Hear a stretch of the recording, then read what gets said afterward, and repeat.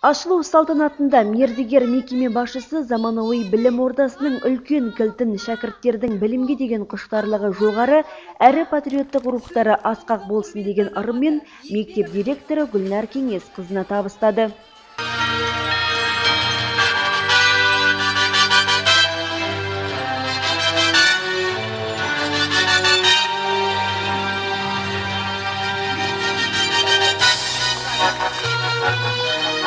Ал Алтынұя мектептің ашылу салтанатына арнайы келген облыс әкімі Болат Жұмабекұлы Бақауов жиналған жұртшылықты осынау қуанышты күндерімен құттықтап, болашақ ұрпақтың таза мемлекеттік тілде жоғары білім алады деген сенімділігін білдірді. Елбасымыз тапсырмасы бойынша жыл сайын жаңа білім ошақтары бой көтеріп отыр.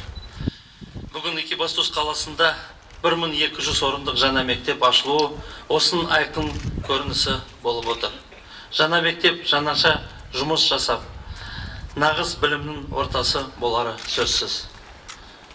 Осында оқитын оқушылармен заман талабына сай жақсы оқып, терең білім алады деп мен сенемін. Құттықтау сөздерден соң облыс әкімі мектеп директорына білім ошағына арнайы көліктің кілтін сыйға тартты.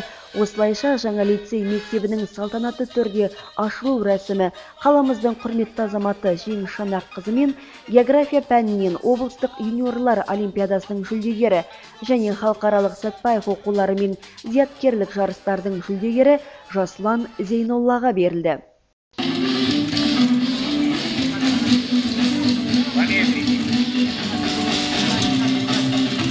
Телегей табыс тілеймін. Мына қазақ түрік лицейі бәлен түгендеп жатады. Оның түк артықшылығы жоқ. Егер маманмен жақсы педагогикалық институттар маманды дұрыс дайындаса, мектептің материалдық базасын жақсылап қамтамасыз етсе, қазақ балалары ағылшын тілінде, басқа тілді де жақсы меңгереді. Осылай ұлттық санамыз артып, ұлттық тіліміз мерейі өсіп, қазақ мектептері көбейе берсін. Нөмірі 36 мектептің құрылысы 2014 жылдың аяғында басталғантын, құрылыс жұмыстарын Портал ПВ серіктестігі іске асырған еді. Енді жарық әрі кең жаңа мектепте жоғары және бірінші дәрежелі санаттағы ұстаздар еңбек етпек. Олардың басым көпшілігі халықаралық республикалық деңгейде атақ алған мұғалімдер болса, 39-ның жеке авторлық жобасы бар. Және тағы 12 жас маман тәлім бермек. Енді біздің мектебіміздің жалпы алып жатқан жер аумағы 3000 гектар.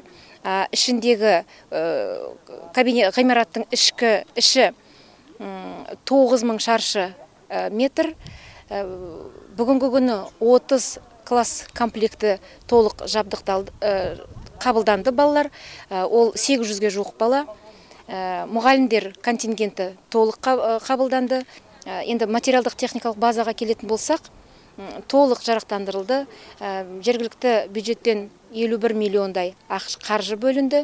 Оған жаңа модификациялы кабинеттер алынды. Атап айтатын болсам, 2 химия кабинеті, 2 физика кабинеті, биология кабинеті, бұлар лабораториялармен бірге алынды.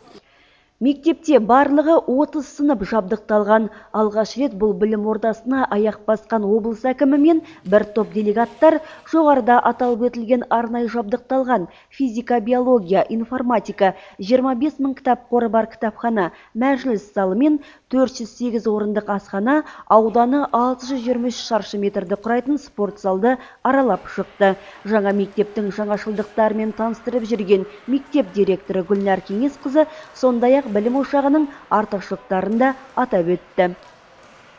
Ерекше атап өтетін мақтануға тұрарлық нәрсе ол біздің жылыжайдың бүгінгі күні жұмыс істеп тұруы.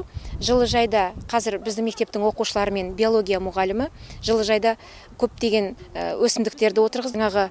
Ары қарай сол өсірілген біздің өнімдердің барлығын мектептің ауласындағы учаскелер бар.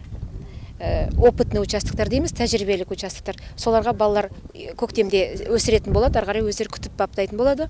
Табиғатты аялауға, туған өлкені аялауға осындай жағдайлар үлкен көмегін береді деп есептеймін. Жаңа мектепке білім алуға ниеттеніп, тест тапсырып сүрінбей өткен оқушылар мен олардың ата-аналарында бүгінде қуанышында шек жоқ. Мектебім жүрегімнің төріндесін, өзінен бастау алған бала сезім. уақытта жеңілмесін. 36-шы мектеп ашылып жатыр екен. Іші жарық болсын деп, қабырғасы бәрі берік болып, осы ішінен балалардың неке жақсы оқып шығуына бүкіл ата-аналар бәрі неке қуаныштымыз. Қадамдары тек неке құтты болып, іші тек білімнің исаң қып тұрсын деген немен етіп тұрмыз. Неке ішінде ылғи қазақ балалары оқиды екен. Өте қуаныштымыз. Оқу орынның аумағы абаттандырылған, жолдары асфальттанған, мектеп ауласында түрлі ағаштар егіліп, көп жылдық гүлзарлар жасалған. Қуанышты күнде бастары тоғысқан мектеп директорлары, мұғалімдер мен ардагер ұстаздар, депутаттар, бөлім басшылары естелік фотосуретке түсіп, лицей мектебінің түлектері әлі талай белестерді бағындырып, қаламыздың атын асқақтатсын деген ниетпен тарқасты. Роза Лекбарова, Ризабек Жокупов, арнайы жаңалықтар үшін.